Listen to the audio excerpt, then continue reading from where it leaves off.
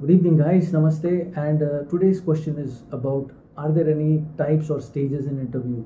All of the interviews that you go for will require the employer thinking about three different things about you. Now, you get these three things right, and you should be able to crack any interview. You go for an interview, it could be related to sales, marketing, digital marketing. It could be related to development. It could be related to something related to customer service. So anywhere else, there will be three things that need to be seen. First, of course, the first thing is that whether you're confident in the job, whether you're able to talk, whether you're able to communicate properly or not. So most of the times, when what I have seen is that people go dressed very nicely, and they try to show up that they are some kind of a different person. So just the uniform or the dressing sense would certainly not matter much unless and until you're not going for a marketing or a sales job. The second thing is that whether you can you know whether you can work properly in a stressful condition or not. So that's the second most important skill. With too many jobs being cut across the COVID times, or even since the last 2 or 3 years, there have been too many job cuts. Okay, so when a person is trying to employ you, he or she is also looking out for any kind of additional skills. So don't lie when you go over there, but any additional kind of a skill will certainly go and put you more higher. When I say skill, it is not about certification. Certifications have failed drastically. There are too many people who have taken a lot of certificates, and they really don't matter today. Why? Because 5 years down the line, the same people who were having certificates got cut off from the job, and the people who were more skillful are at the same place who needed to take the interview. So there are chances that you go over for an interview and you might find one of your juniors in one of your previous companies. He might be taking your interview. Why? Because this person could have been more skillful, or this person certainly, if it is a company where this whole pedestal of bell curve and stuff, it looks very good for you. And if there are people who are buttering around and going up on the top, then you might find a person. In that case, you should not be you should not be joining that company, because certainly it is not the company that matters. Big organizations, they are just not bothered who is in the downline, right? So you could be working for the biggest companies, biggest names, but it is certainly one person that you are answering. It is that manager of yours. So remember this second important thing. One, be confident. Don't be a liar. Okay, be honest about your skills. Try to upgrade your skills. Okay. And remember, it's not about general knowledge. So no one's going to go in and ask you who was the fourth president of some other country. That's not something that someone is looking out for. Someone is looking out for a skill that is needed for this specific job. So what you bring on the table is what you get. The third thing, of course, as I said, whether you can work with a team or not. I've spoken about it in my previous videos also. You need to be a team worker. So a person who is who's one of the best communicators, who is also dressed up very nicely, who can create a great presentation skill, everything, but then he or she's very arrogant, and then they fail communicating with the team, most probably down the line, they would be standing alone, or they would be kicked out of the company. So working in a team is very necessary, and that involves a lot of other skills also, and that's exactly where I'm talking about. So team working skills, working in stressful environments, and being confident of what you're doing, because there are times that you might be put up completely alone on a job. So please understand this, that being skillful certainly matters, but being arrogant, being rude with your team doesn't matter at all. So you might get kicked off. Again, it depends on your manager, because ultimately you're working for one person who is your manager, right? Three things done. Now let's go ahead and talk about what topic are you going to attend it for. So sales and marketing, when you go over there, there's just one thing that comes out, okay? Your behavior, your appearance, the way that you communicate with people, whether you're able to communicate properly or not, is something that's going to be the main USP. Okay, your unique selling point, or maybe the main factor, your X factor, is what decides whether you get the job or not. For a developer kind of a job, maybe a designer kind of a job, you need to be more skillful. You need to show that you worked on a lot of platforms. So certainly your communication skills don't matter much unless and until you are someone who's going to go and send some reports to someone, right? And yes, working in a team certainly matters. I can give you an example. I remember of a person called Shrikant. He was one of the brilliant guys, and he knew things by heart, which means he could go ahead and talk about every single thing that he had learned, and he was a very hardworking guy. But then when it came to working with a team, he was unable to work with the team at all, and he had to keep on jumping company to company. In a span of 5 years, he had jumped almost 6 companies. So every 6 or 7 months, he was looking out for a job. His wife was frustrated, but then he had this whole thing into his head that intelligent people and rebelliousness and things like that. So please understand, you need to be a little bit more street smart also, right? Don't get your ego everywhere. You need to be working with a team, because it's finally a team that made a company, and the company made an organization that you're going to work for. Okay, unless and until you are not the person who is at the top of the ladder, you're not someone who's going to go and throw attitude and get around with it. Even managers get kicked out. I've seen a lot of managers being kicked out from big projects just because they were not able to get business. So for some time you can show wrong business, you can show wrong reports, but for a long time, no. You can be kicked out, and even the people who are favoring you can get kicked out. Okay, this is for people who must be thinking that buttering around gets you up. No, it doesn't. Now, very importantly, please understand that the interview will consist of 3 different parts. So remember these 3. Okay, the first one is breaking the ice. So you're rigid, you're completely solid, you're entering a new place, you want to talk to new people, so it's almost like you're too rigid, and it's like breaking the ice, right? So simple questions that don't harm much. What's your name? Where are you from? What is your education? Things like that. So no one's interested in your hobbies, whether you like swimming, you've been in football. There's so many people who keep on talking rubbish. Okay, and many a times you might bore people that I was the state champion. It's not going to be of any use for that job itself, unless you're going for a sports related job. So you've gone for a hospitality industry job whereby you're not supposed to be running around other than the hotel or the hospital. You're into public relationships. No, it's not going to go ahead and matter in any way. And in today's sections, it's hard that you're a state champion or something. It's not going to be of any use, because you're not supposed to be running around the hospital. You just need to be legibly fit, right? So understand that and get this right. I have spoken about it many times. Too many people, they start indulging in their personal details, that this is my nickname, this is my personal pet name, my mom loves calling me this, I love pink color, I love this color, my pet name is this, and he loves running around.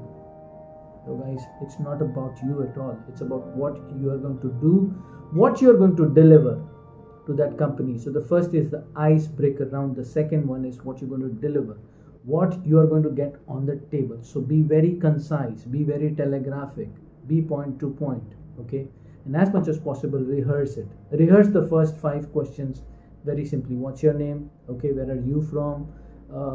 Tell me something about your family. Very simple. I have spoken about it many times before. Let me go ahead and repeat it again. Okay, if you are a family of 4 people, don't start talking about your elder brother and then your semi-elder and demi-elder and your sister, and she's in USA, she's got 4 kids. Don't talk about that. Just say that my parent has got 1 child and it just could be you, right? So we are 3 people in a family, me, my parents, that's it. My father is a retired person, whatever, he's working at a place. Don't start talking about your father, that he was a champion of the Kala Academy, and my mom used to stitch beautiful silk sarees. No one's interested in that. So get it right. Don't be very vocal about you yourself, and don't start portraying your personality over there. People can bore. Okay, people can become very boring. Why am I saying this? It's because of the 3rd round. Now, if you get to the first 2 rounds, which is the icebreaker, and talking about yourself, okay, and talking about your educational background and saying how you fit over here into this whole puzzle of this company. Okay, where do you fit in? Whether you're someone who can be employed, whether you're someone who can handle stress, whether you are someone who can connect with a team. There could be a project that where you will be working on with Australian clients, US clients, and you might have to work late at nights during their shifts. So if they are looking out for a person like that who can work with a team, it solves their purpose, right? But if you're someone who starts picking up a lot of choices, that I need a job which can be giving me a 9 to 5, or I can work only between 8 to 9 because I'm allergic after 8 p.m. and I want to watch a specific TV show. I've never missed a single show. No, it doesn't get you anywhere, right? Get it right. So be more flexible about your approach, like working in a team. Get it right, okay? And don't even get these kind of conclusions. See, Saying that you've got a family, you've got someone to attend to is completely legible. So you saying that you've got a father who is ailing and who is hospitalized and you need to take him on Saturdays, Sundays, you would not be able to come on Saturdays, Sundays, or maybe Fridays and Thursdays, because there is a kind of a treatment that he's going through for the next 4 months, and after 4 months you can join it. That's perfectly fine. Don't say that it's going to be lifelong. It doesn't go very well with your employer. It's not going to go very well. So better well get selected first and then talk about your issues rather than talking about it right then and there, because it doesn't translate of you getting that job or you winning the interview, right? So first thing, icebreaker, rehearse it completely. I've spoken about it previously. Let me talk about it again. Your name, your educational background, your family background, how do you fit into the job, okay?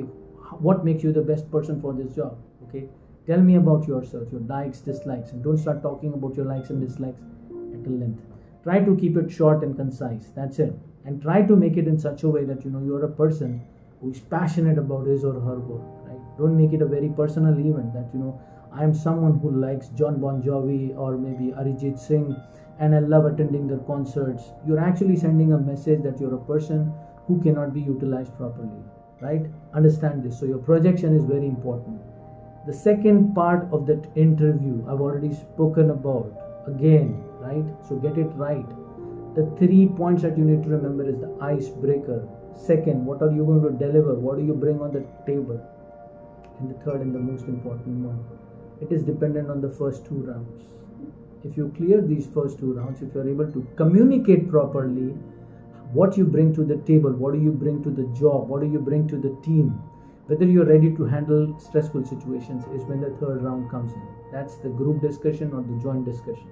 That's going to be happening with too many other people. Maybe on the round there will be 2 or 3 different people on the table with you, or there would be 2 or 3 other people who have attended the interview, and you could be given a subject so that you can talk on the subject, right?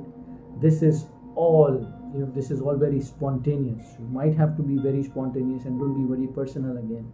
You could be asked questions like, do you think is premarital sex perfectly fine? You're just supposed to be talking about your opinion, not getting into any kind of quarrels, okay? Don't get into quarrels when you get into joint discussions. Put your point, try to prove your point. So it could be either pro or anti, okay? You're not over there proving that you support premarital sex or you're trying to support some kind of theory. Don't get into those discussions. Don't get into those arguments. Just put your point. That's it. They're just trying to look out for someone who can communicate properly. They might put up such kind of questions, or they might put up some points where they are just trying to look out for your perspective to it. So what do you think about it? It's not how do you behave about it. Okay, understand this very, very clearly. When someone tells you to talk about something, it's about how you are going to talk about it. What's your opinion? Not how you're going to behave about it. So it's not about you fighting, getting about the table and saying, no, it's not in my culture. How dare you bring this kind of a topic? This is not a part of our culture. If my sister would have done that, I would have. Don't get it. Get it right, guys. Be as simple as possible. Okay.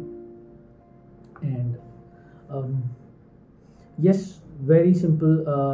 Again, try to get a lot of smile in the job. Okay. Don't be giggling over there. Try to get a lot of smile. Be spontaneous as much as possible. Be easy. And I'm 100% sure that you will win the job. Okay. Even the joint discussion and the group discussions are won by people who are easy, who are simple to talk to, and who can communicate easily. Remember that you should not be talking too fast, and when you talk or when you say words, remember that you either pronounce those words properly so that the other person understands it, and you need to make it, or you need to come up with an expression so that it doesn't look like it is rehearsed. Too many people, they rehearse it and then they start looking into the camera and talking like this as if they are reading something. No, don't do that. Okay.